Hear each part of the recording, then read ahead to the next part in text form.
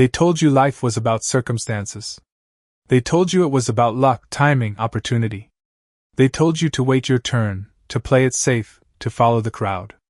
But here is the truth, the quiet, uncomfortable truth that history whispers to anyone who dares listen. You are not what the world says you are. You are what you believe yourself to be.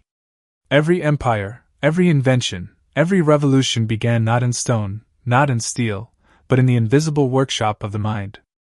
Edison's light was not first a bulb, it was a stubborn belief that the darkness could be conquered.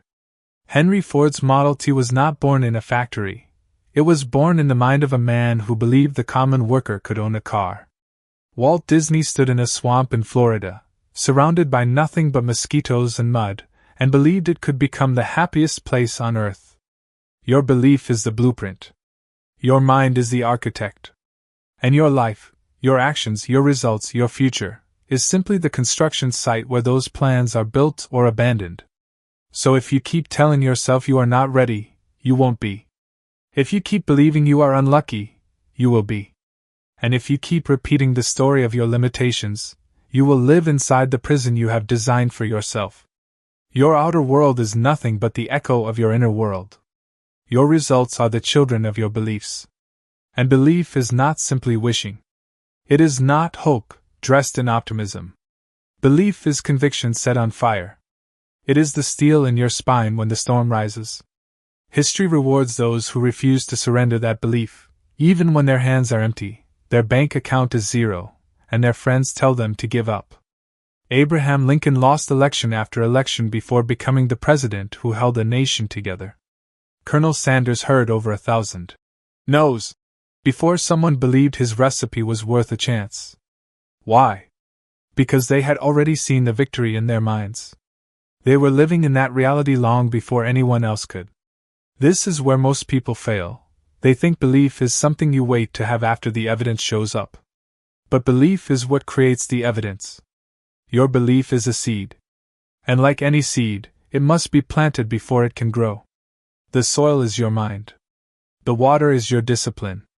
The sunlight is your vision. And if you plant weeds, doubt, fear, excuses, do not be surprised when they grow faster than your dreams. You become what you believe, not what you wish for, not what you talk about when you're feeling inspired. You become what you consistently hold as true, especially in the moments when nothing is working. The mind will fight you at first. It will whisper all the reasons why this can't work for you. It will pull evidence from the past like a corrupt lawyer building a false case. And if you are not careful, you will believe the lie. But the ones who change their lives, they cross an invisible line. They decide that no matter how many times they fall, no matter how many nights they walk alone, their belief will not be negotiated. That decision changes everything. Look at the skyline of any great city. Every skyscraper you see was once a belief. The Wright brothers looked at the birds and believed humans could fly. Jobs and Wozniak believed a computer could fit in your home, and later in your hand. And you, right now, have beliefs inside you that could rebuild your world if you dared to honor them.